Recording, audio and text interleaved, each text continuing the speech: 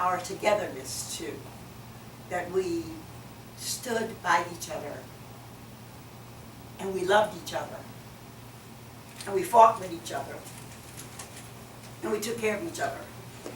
And to the point that when I was coming home one day after I stayed at school to play with the boys, and I knew that I was going to be in trouble, but every once in a while, you know, to have a good time, you have to take the consequences, and I knew that. So I stayed and I played with them and got all dirty and stuff, and then I tried to clean myself up a little bit so when I got home they wouldn't notice that I'd been playing, you know, kind of stuff. And then I had to go home all alone because my husband and the other folk lived that way, and the folk who lived in the scrubs had already gone home.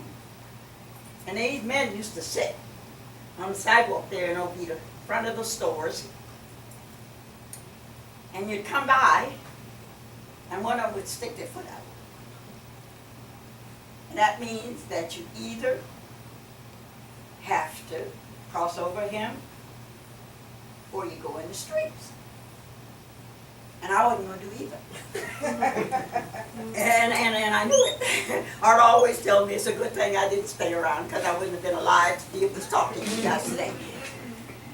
And when I got close to him, because I would have kicked his foot, so help me, so help me, so help me. And somebody said that's that Taylor's granddaughter. And he just kind of moved it back. Because I told you they didn't play. And he knew they didn't play. So he moved his foot out of the way. But I tell you, these kinds of things helped to mold me. And there were good people too. Because when I got to Hungerford, I'd never eaten food from anybody else's house. We had a lady that cooked at the school. But anybody else's house, only once that I can ever remember, my mother let me go to somebody's house to eat. We always carried everybody else's food, but we never, ever ate in anybody else's house. And so when I got to Hungerford, oh, that was a sad, sad situation. I didn't think the lady who cooked was very clean, and the food was bad. So I didn't eat. I would send to the store and eat meal, and all you guys wouldn't know about half loaves of bread, and I would send and get me a half loaf of bread. You know, they sold them that way, you know. You can get they were in half. And I would eat that along with some jelly that they had brought me until the weekend came. And then they would bring these great big platters of food. My mother knows the greens and the macaroni and the cheese and the chicken and the whole 9 yards. And oh, the kids couldn't wait because they knew that I couldn't eat it all and they couldn't wait for them to come. And then they'd bring me canned goods and stuff the last during the week because I could not eat that food, you know, because I wasn't used to it. I wasn't used to having anybody prepare food for me but my family. And so therefore, it was really kind of a difficult time for me being there and making an adjustment in my life with that. And so here I am now at a time when it was leaving the confines of all of that security in the woods. And there was a house here, of course, there's a house there, my Evelyn, our house, or Julia's house, and that's all I knew. And back down behind the woods someplace, there were a family. And somebody said the men weren't very nice. And so we stayed, I don't know, maybe that's why they kept us close to us. I don't know. But then one day I saw one of them, he was going down the road. And sure enough, my sister, I don't know why she wasn't home. And I knew she was down that road someplace, coming home. I don't know where she had been. But I went into the house, and I found me a little rope to put on my, like a belt to put on my dress. And I walked back to the kitchen and picked up the ice pick. And I stuck it in my little belt. And I said, I'm going to go find my sister. And he better not touch her. Because if he does, he got trouble to pay. So sure enough, I walked ahead of him, and I found her on the road, and I wanted to know where she'd been and stuff, and she wanted to know why I was there. I said, because you took a long time to come back home. And so we walked on back home, and nobody knew I had done that. And I got back home, and I went back in the kitchen and put the ice pick down, and took the little belt off, and went back outside running and playing. And so, you know, like nothing had ever happened. And no, they Today, nobody knows that I did that. That was my secret. But everybody's gone now, so I can tell that secret. Yeah, so that was my secret. You know, and so one of the things, you know, that happened too, is that they always sent me to do things because they could trust me to take care of business. And so I went to the store this day and I bought some sausage, I think it was, and I came back to the house with the sausage, and Aunt Cora said these sausages are not fresh, they're spoiled. And she says, you're going to take them back. So here we go. Aunt Cora. Oh, she was my shero. Oh, man, the others were nice, but Aunt Cora was my shero. You know, she named me too, and they spoiled me to death. But she was my shero. And down we went down the town with the sausage. We get in the store, and she said to the man, these sausages aren't any good, so give us our money back. And he knew, you know, what kind of nerve this woman got, coming in here telling me about what I should do. And sure enough, he says nothing's wrong with them. And I'm not going to give you no idea. And of course, they go out there and get the police. And so that's what I did. I went outside and told the police he needed to come in. And so sure enough, he did. And so he smelled sausage. He said to me, give her money back. Oh, Lord, he was mad. Oh, my goodness. He was a mad, mad man. But it didn't make any difference. He had to give her money back. And so as I said, we grew up being aware that we were somebody. And I've always known that. And it's been ingrained in me so much so that I don't think that I could live any other way than standing for what I think is right and for justice. Because my folks did that. It was all about treating people right. And that has been part of my downfall, and I have been fortunate enough to have a husband that takes care of me. Otherwise, I would be in the poorhouse, on the street, or dead. Because I don't have any money. And every bit that I made after we took care of stuff at the house that we had to do, I gave it away. And never thought anything about it. And all that I didn't, he never complained, and all that I didn't give away, I ran around trying to find out about things, all kinds of things. And therefore, I never had any money.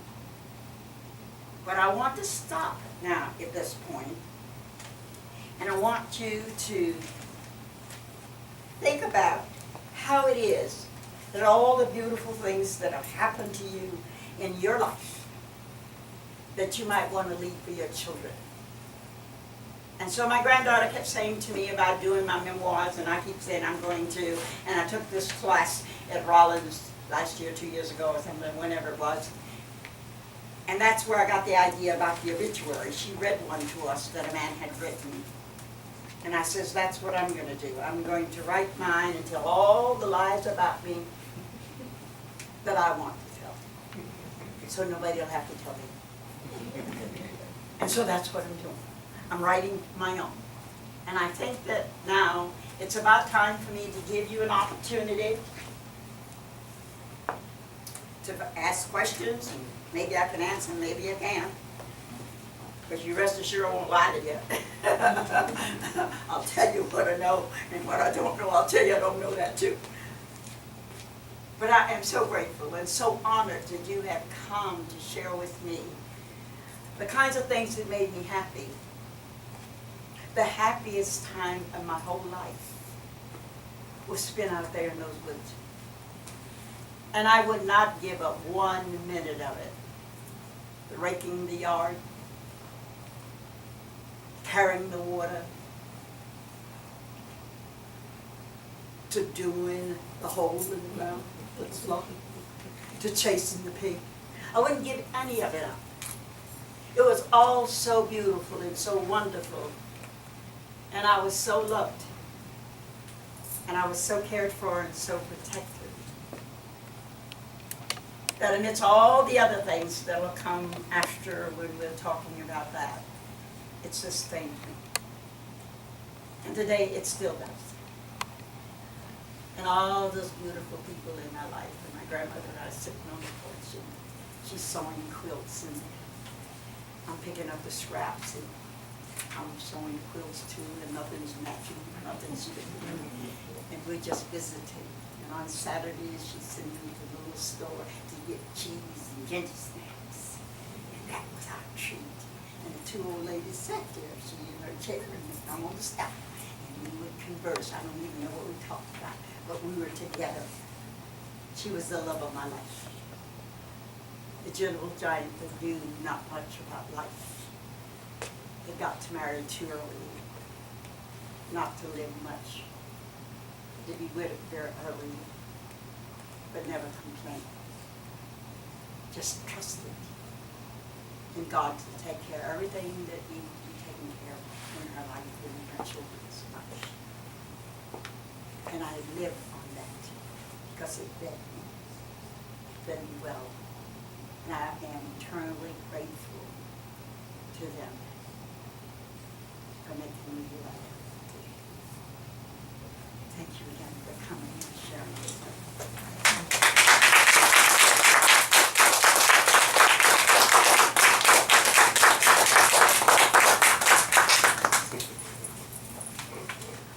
As you've heard this wonderful dynamic story from our Queen Mother, our record, our storyteller of now, the future, and the past, as she's opened the floor up for questions or just comments, we'll receive you now, and then we get ready for our next episode.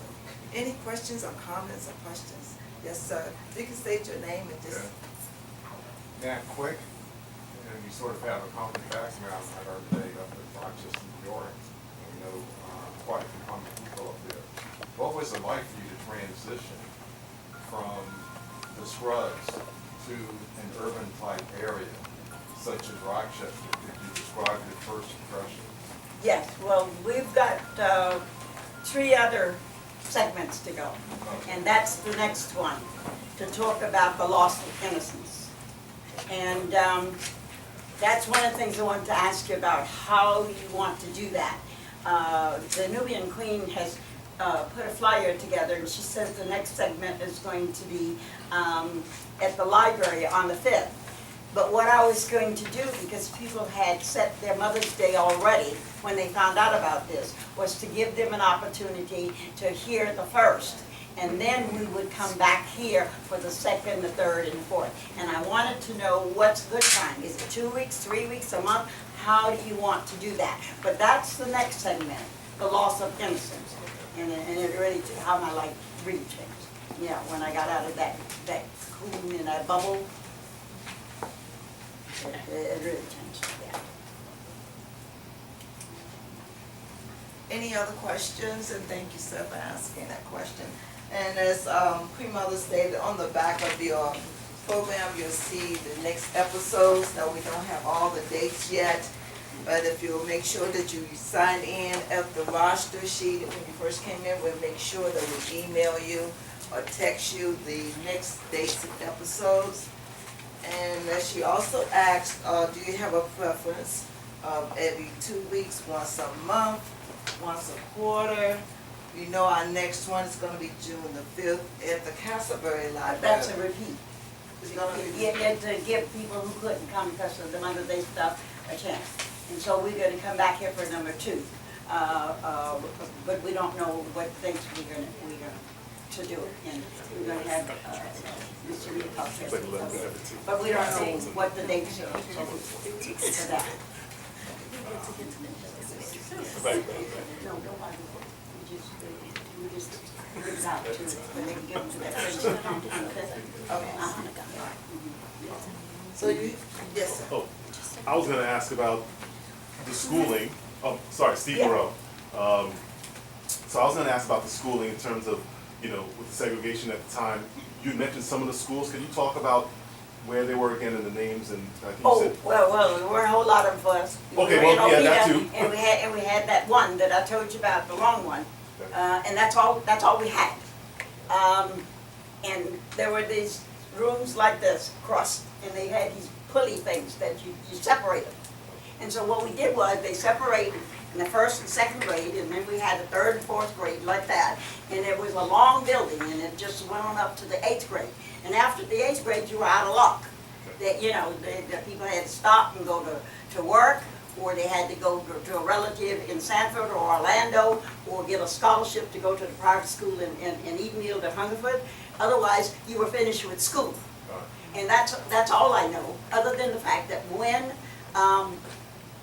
Prof Long came, and he annexed the ninth grade, which gave us a running start.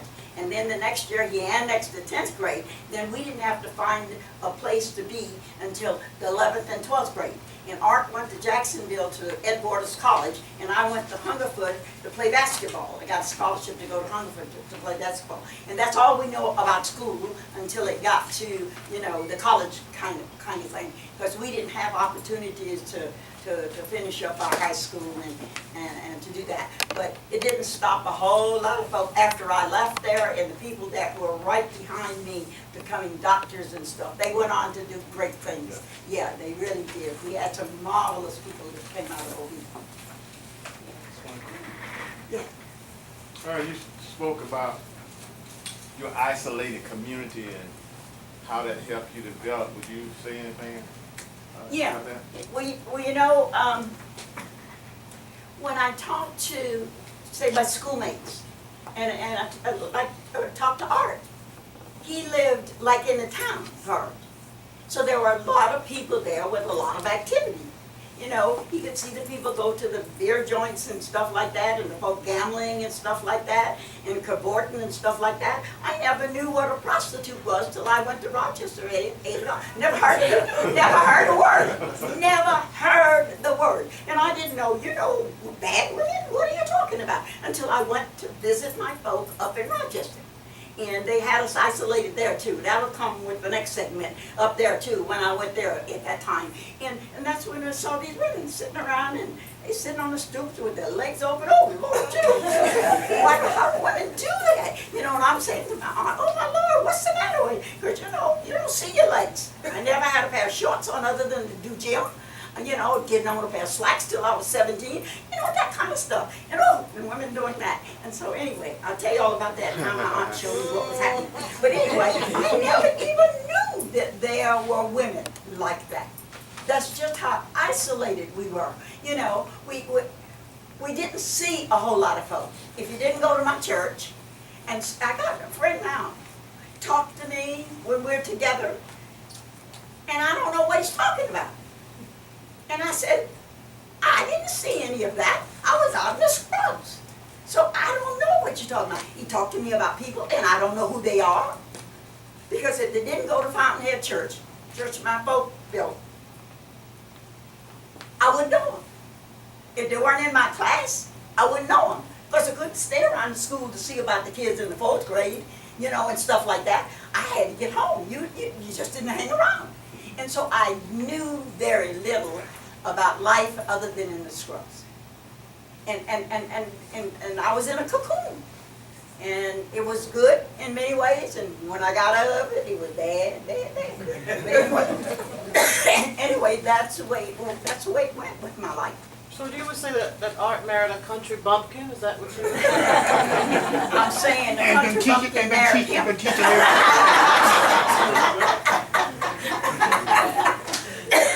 Yes, in that time period,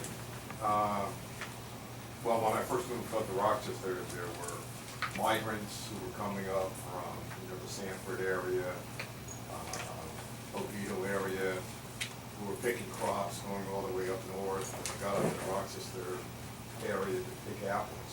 When you were in school, did you have any type of discussions with some of your classmates who may have had parts of their family that were, involved in that migrant? No, Art went, and he could tell you all the stories about that. And he would come home a month late to school and stuff, because he'd go all the way up to the apple thing too. So he always came home late for school. But like the war stuff, my folk never talked about much, and I guess I didn't either. And I didn't have to do it, and so, I don't know, I guess it wasn't interesting to me enough, so I never said anything to the kids about it. But one time, I asked my mother if I could go to the field with her, because they were picking tomatoes. I love tomatoes. And so, I got myself some salt, put it in a little snuff. Mom let me go to the field with her. And sure enough, they had these little baskets or something, you know, that you put them in that weren't too big. And I'd get to the field, and the first thing I'd do is turn that basket upside down. I sat down, and I got the tomato, and I rubbed it on my little dress, and I got my salt. And man, oh man, I was in heaven. Oh, I was sitting there, and I was eating and having a grand time. And my mother walked up beside me and said, "Take your hands out of the man's pocket." So I threw my salt away, took to the tomato, finished with that, returned the basket back up and stopped picking grapes. And that was the end of that. And I always remembered, when you work to get paid, then you work. And that always stuck with me. Yeah. Yeah, but I never went up on the season. No, I never had to. I was too busy eating ice cream, making ice cream, and eating rolls in the summer. And so I never did that. So I don't know about that experience. But Art came home all the time late for school because he used to go all the way up to pick the apples. Yeah, yeah. So we never talked about it. No. No. You mentioned during the nursery, or what was that nursery, or I forgot the name of it, the nursery, or the people that became that family. You mentioned the celery. Oh, the Dudas? Yeah, the Dudas, yes. Yeah, So they're now- still there. They diversified, and all of the old ones my mother's age, they're all gone now, and probably most of my age too are gone now.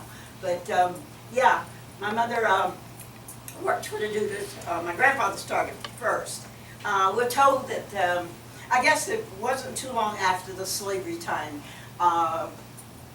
I guess the black folk used to sharecrop or do something for the master, and then they could take their wares and sell them and save their money and stuff. And it seemed that that's what happened with the Taylor Brodie situation, that family, that they saved the money, and somehow they heard about, I guess there was this turpentine industry in Florida, and so I'm told that they got the train and they came into Jacksonville, and they brought themselves a little wagon kind of stuff, and they went down to Polk County to do the turpentine. And so then they ended up, and they went into,